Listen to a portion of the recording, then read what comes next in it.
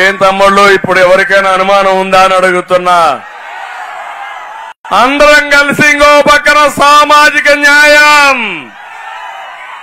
మళ్లీ ఈ కూటమి వల్లనే ఈ మంత్రాలయం అభివృద్ధి అవుతుందని మరొకసారి మీ అందరికీ హామీ ఇస్తున్నా. తమిళ్లో ఈ ముఖ్యమంత్రి ఒక సైకో, అవునా కాదా? అవునా కాదా? సైకోను నమ్ముకొని మీరు మునిగిపోయారా లేదా? ఏం తమ్ముళ్ళు మీరందరూ బాగుంటే నేను ఓటు అడగను. బాగున్నారా? బాగున్నారా అని మిమ్మల్ని అడుగుతున్నా. బాగాలేవంటే చేయి చూపించండి. అందరూ బాగాలేవని. ఏ ప్రభుత్వం అయినా 5 ఏళ్ల పాలన మీ జీవితాల్లో కొంతైనా మార్పు తేవాలి కదా. వచ్చిందా మార్పు? 52 సీట్లు రాయలసీమలో ఉన్నాయి. మోసం చేశాడు, అబద్ధాలు చెప్పాడు. మీరందరూ కూడా మోసపోయారు. అప్పుడు పాదయాత్ర తిరిగాడు, నెత్తి మీద చెయ్యి పెట్టాడు, బుగ్గలు నిమిరాడు, ముద్దులు పెట్టాడు. ఐస్ మారిగా కరిగిపోయారు మీరంతా.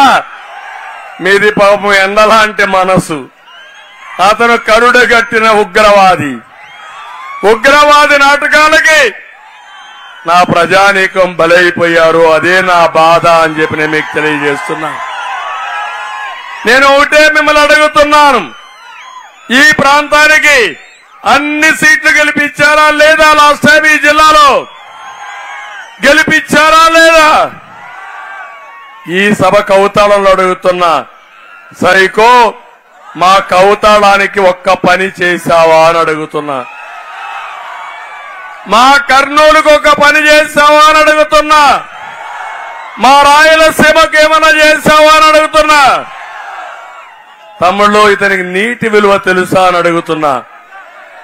రైతులకు నీటి విలువ తెలుసు, నాకు నీటి విలువ తెలుసు. నీళ్లు మీ జీవితాలను మారుస్తాయి. సాగునీరు, తాగునీరు ఎక్కడుంటే అక్కడ ప్రజలు సుఖ సంతోషాలతో ఉంటారు.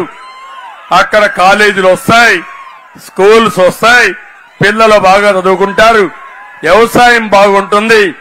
ఈ నియోజకవర్గంలో 80,000 మంది వేరే ప్రాంతాలకు వలసపోతున్నారంటే బాధవునా కాదా తమ్ముళ్ళు అని మిమ్మల్ని అడుగుతున్నా. అందుకే నేను ఈ కౌతాళం బస్ స్టాండ్ లో మీకు చెప్తున్నా, నా ప్రాధాన్యత కౌతాళం నుంచి వేరే ప్రాంతానికి వలస పోకుండా వేరే ప్రాంతాల నుంచి పనికి ఇక్కడ వచ్చేట్టుగా చేస్తారని మీ అందరికీ హామీ ఇస్తున్నా. దానికి మీరు సిద్ధమా అని మిమ్మల్ని అడుగుతున్నా. అందుకే ఇప్పుడు ఒక్కసారి చూస్తే రాయలసీమలో 102 ఇరిగేషన్ ప్రాజెక్టుల్ని రద్దు చేసిన దుర్మార్గుడు ఈ జగన్మోహన్ రెడ్డి. ఆర్డీఎస్ రాజోలి బండ డైవర్షన్ స్కీమ్ కి 1955 కోట్లు ఖర్చు పెడితే ఇస్తే ఖర్చు పెట్టిన వ్యక్తి, 1 ఎకరాకు నీళ్లు ఇవ్వని వ్యక్తి. వేదావతి లిఫ్ట్ ఇరిగేషన్ కి జీవో నెంబర్ 77 ద్వారా 1942 కోట్లు ఇస్తే పంప్ హౌస్, కెనాల్ పనులు ప్రారంభిస్తే అవి కూడా నిలిపేసిన వ్యక్తి ఈ సైకో.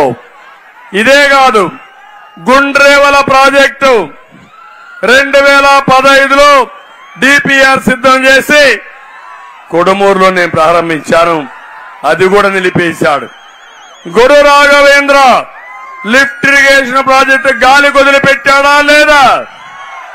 12 లిఫ్ట్లు నాశనం చేశాడా లేదా?